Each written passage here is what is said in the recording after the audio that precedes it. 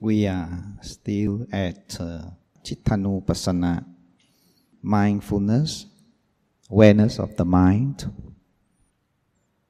We have done the mind that is last affected mind, and last free mind. We have done the hate affected mind and hate free mind.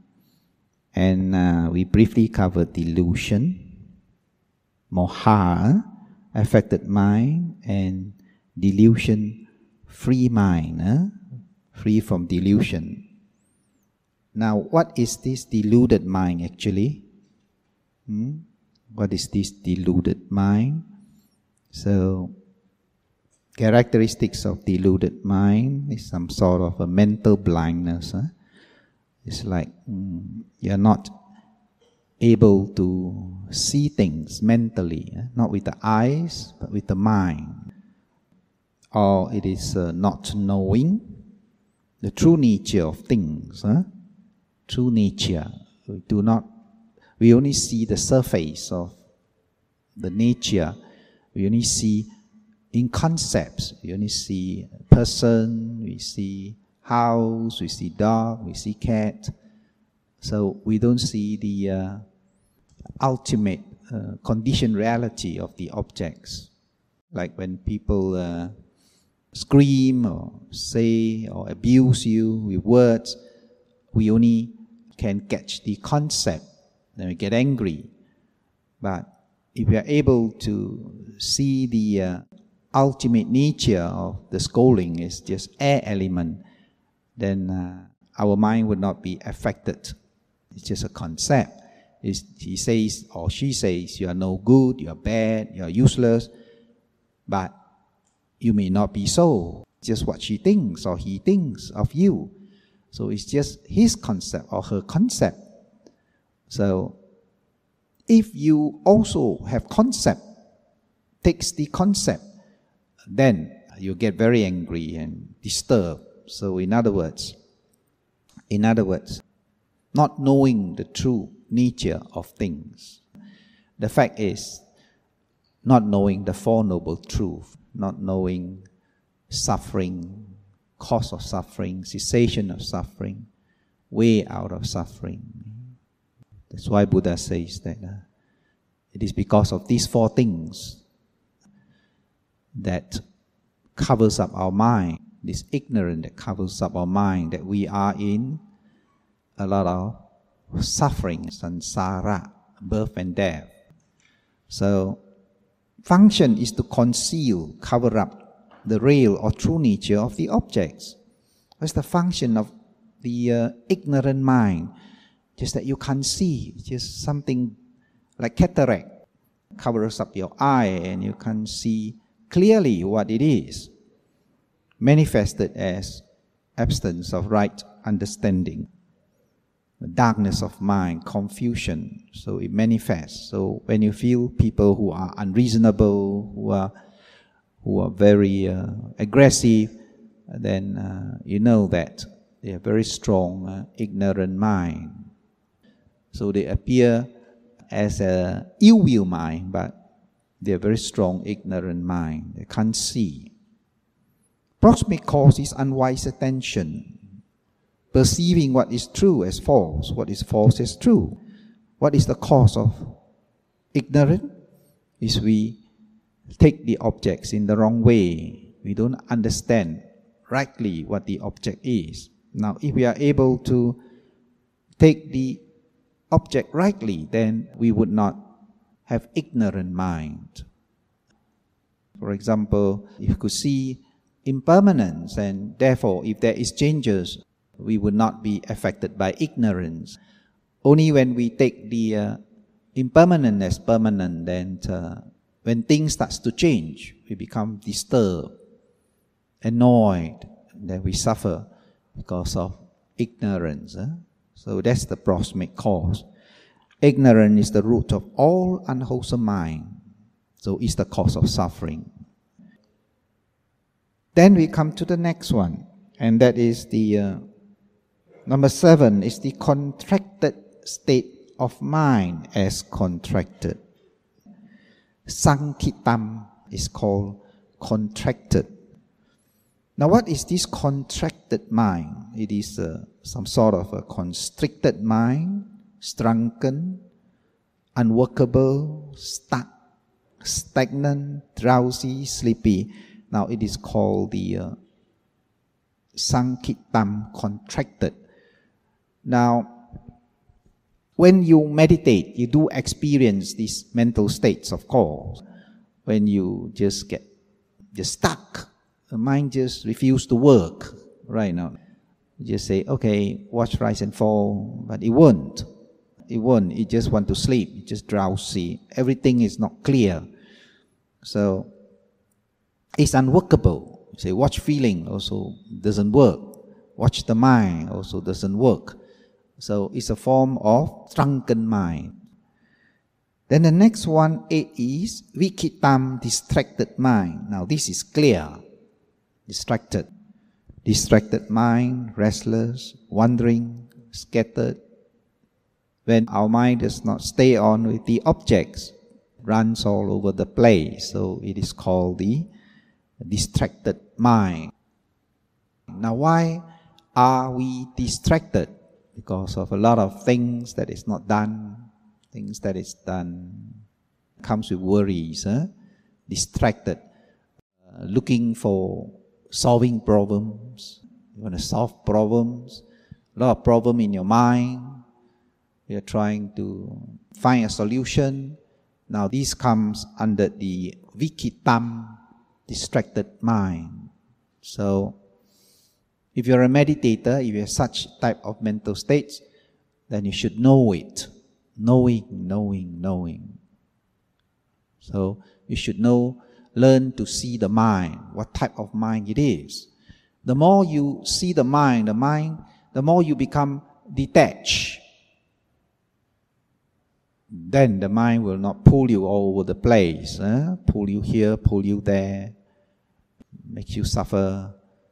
Without knowing it, you just experience a lot of mental pain, a lot of distraction, and yet you're not aware of it, just being pulled by the mind.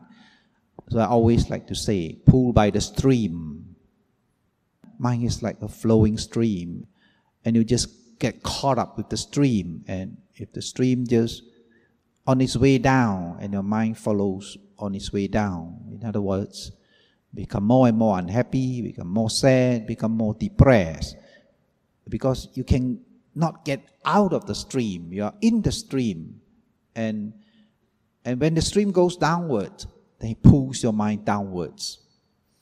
So if you develop the mindfulness of noting the mind, then you get out of the stream. Then you see, oh, that's my mind states. It's getting pulled down. Then you watch. If you don't, then you get depressed, become very sad, become depressed, and sometimes you could be in that mental state for a long time. When you can't pull out of it, then you probably have to see a psychiatrist to give you some tranquilizer injection, let you sleep and rest, and see whether you pull out of it, then get out of the stream, the mental stream of depression. Now, number 9 and 10. Well, when we talk about Mahakatam, great mind, so probably we do not quite understand what a great mind is. So just take note of it. There are other mental states that are also existing. Only thing that you may not have recognized it yet or developed it yet. So a Mahakatam, undeveloped mind, that we know. If our mind is a lot of problem, we know our mind is not developed. That we know.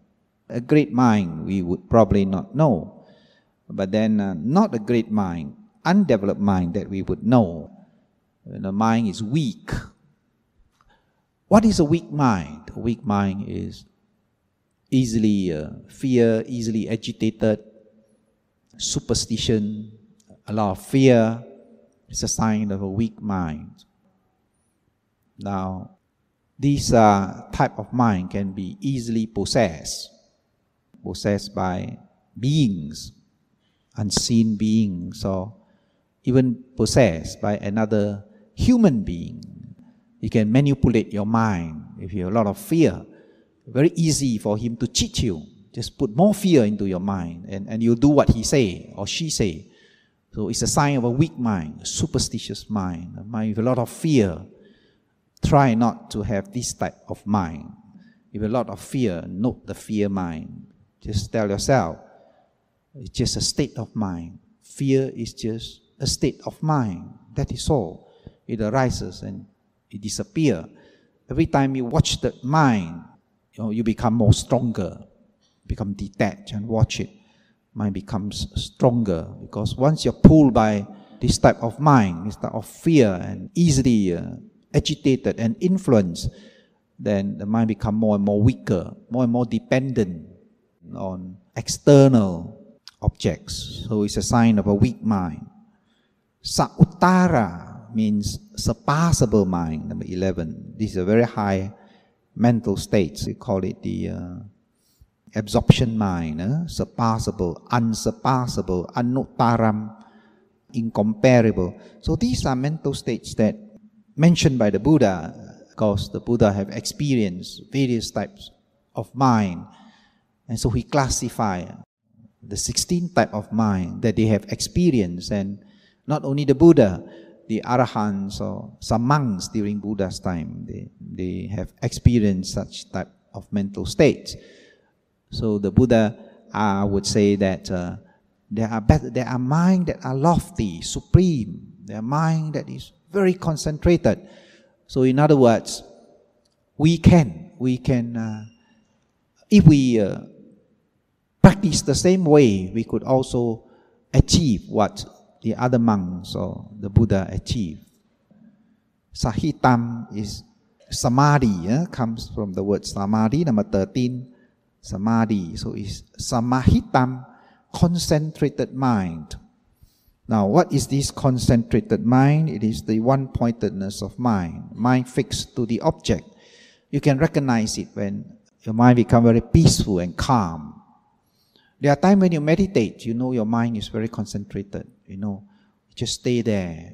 It rise and fall. It doesn't run around. It doesn't go all over the place. So it just runs away, then it comes back. Then it stays there. Then wow, today my mind is very concentrated. It stays there. It's not restless.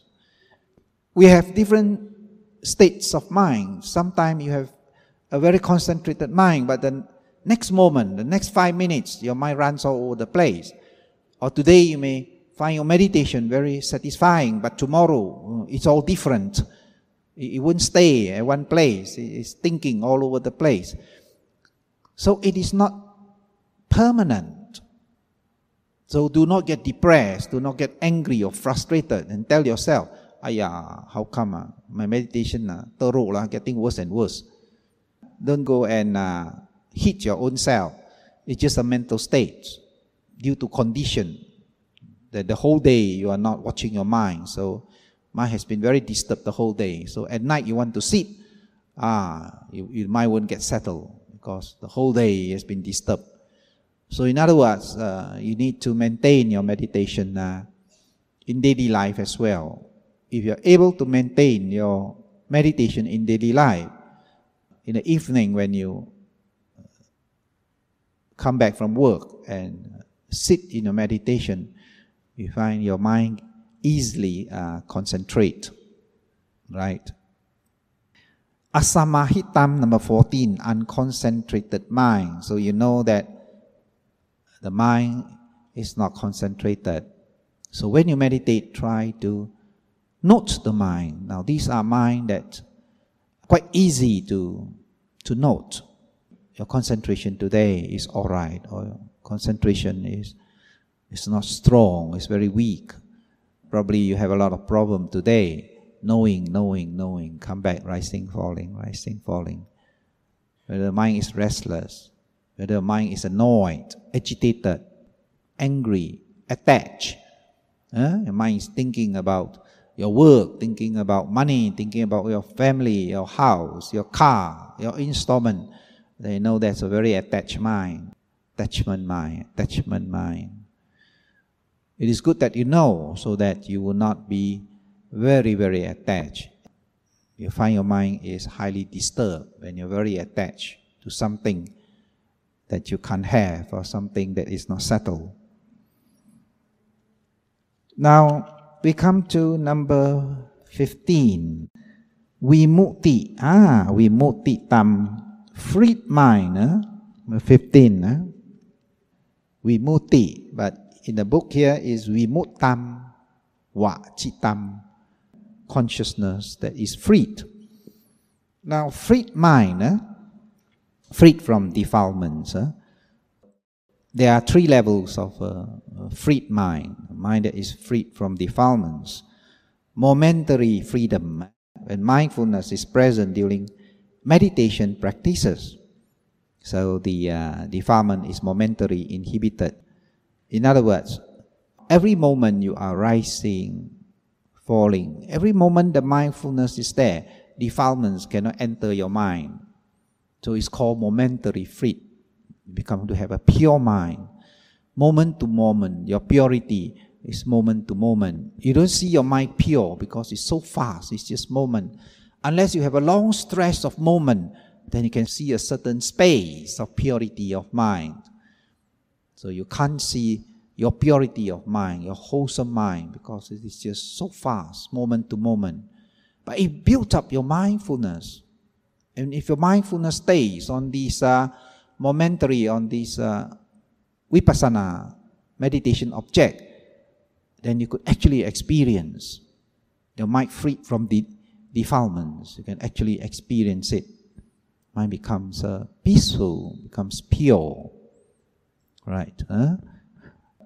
The next one, of course, the temporary. Now this is more intense, so you can actually feel this type of purity of mind. When concentration is strong, the unwholesome mind cannot arise for some time.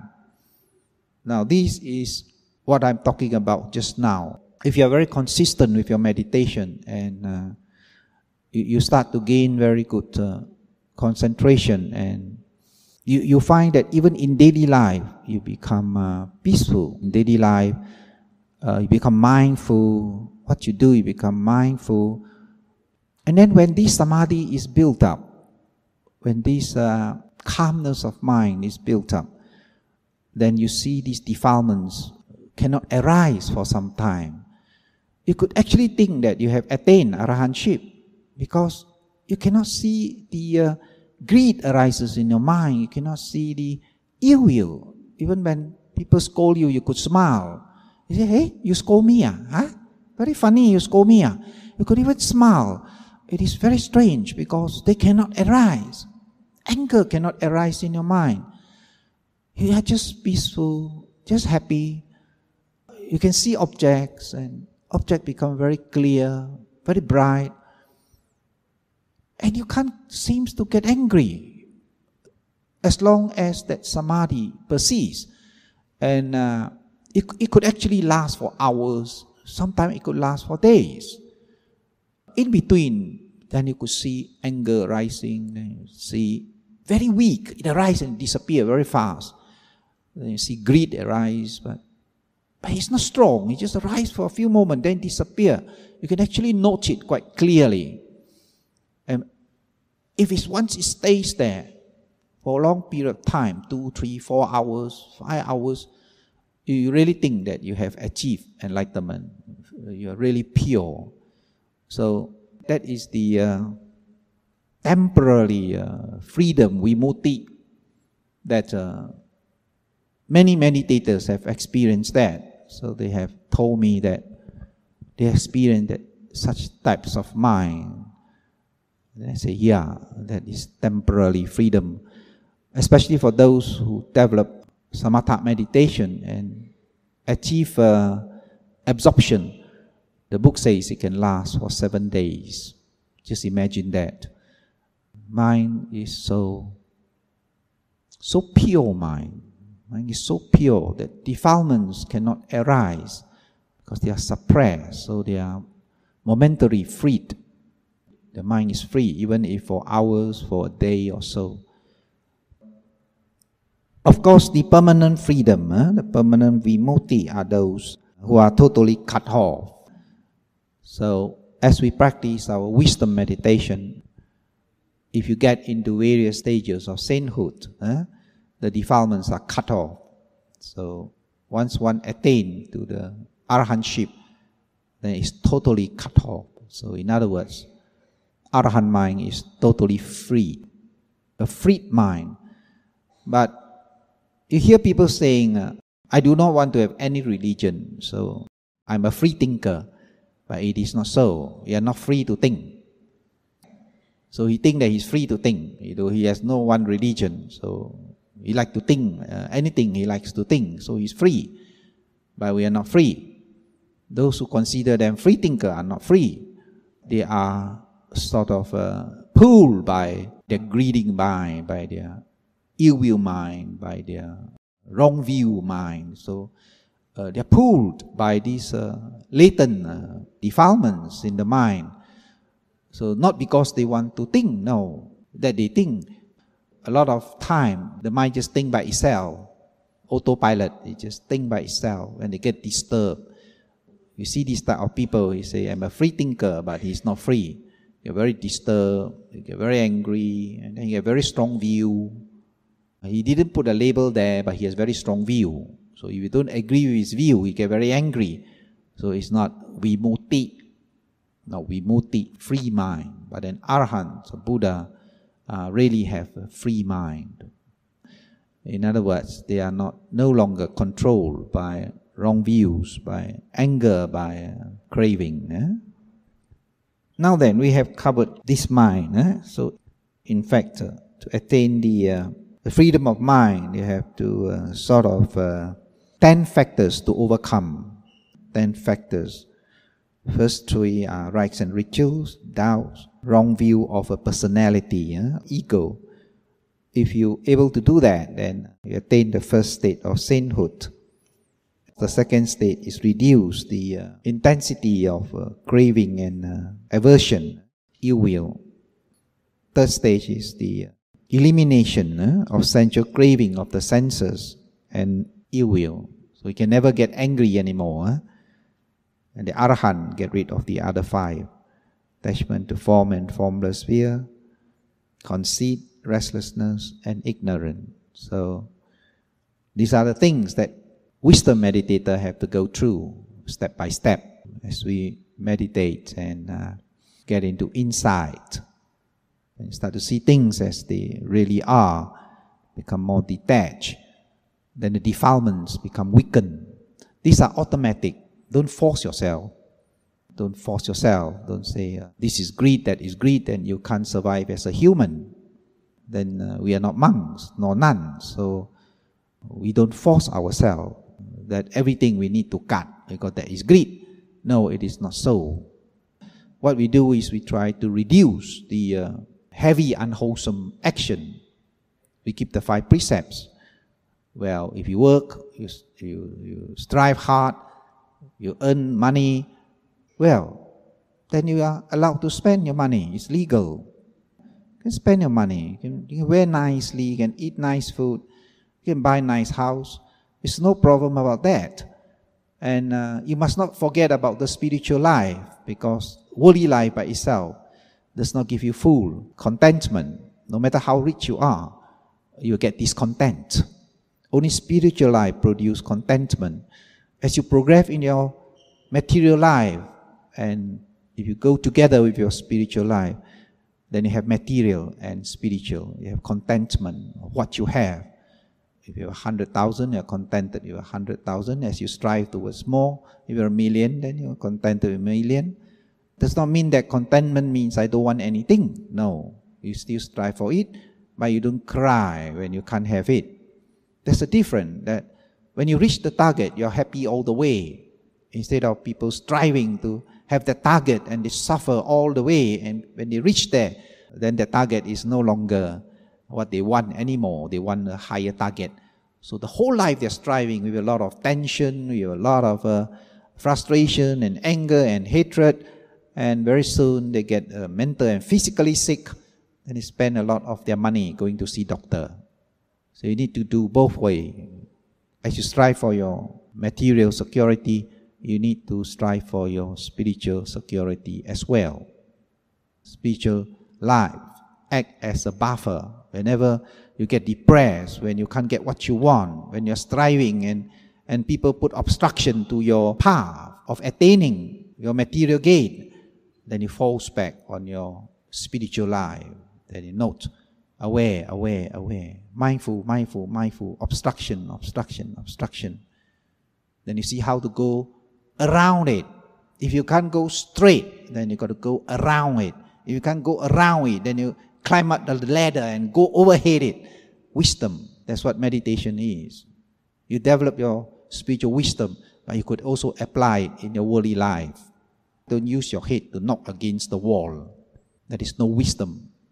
There's one meditator who practiced the samatha meditation, one-pointedness of mind, and he only get the calmness, and sometimes he get very angry, and he has a very high pose and always quarrel with the boss. Get very disturbed, and when he come and see me, he's very disturbed. And I say, "What's happened to you?" I say, "Okay, quarrel with the boss." I say, "Why you quarrel with the boss? What for? Why you keep quarreling with the boss? You know the boss is the wall, and you is the egg, and egg knock against the wall, which break? The egg break or the wall break? Don't be stupid. When the boss is right, he's right. When he's wrong, he's also right. So don't be stupid, huh?" So finally, he has to 抄魷魚 walking certificate. You got to get kicked out from the company. Every time he climb up so high, then he get kicked out. So that's very stupid. It's very stupid. But he won't listen to me. Keep telling him that you must go round. If you can't go straight, go round. So that you develop your wisdom, develop your spiritual life. Keep your mind peaceful, your mind calm, and make sure your mind is wholesome when you reach the target. Don't have so much unwholesome mind to reach your target. Don't cheat, don't kill, don't lie. Don't do all the nonsensical things.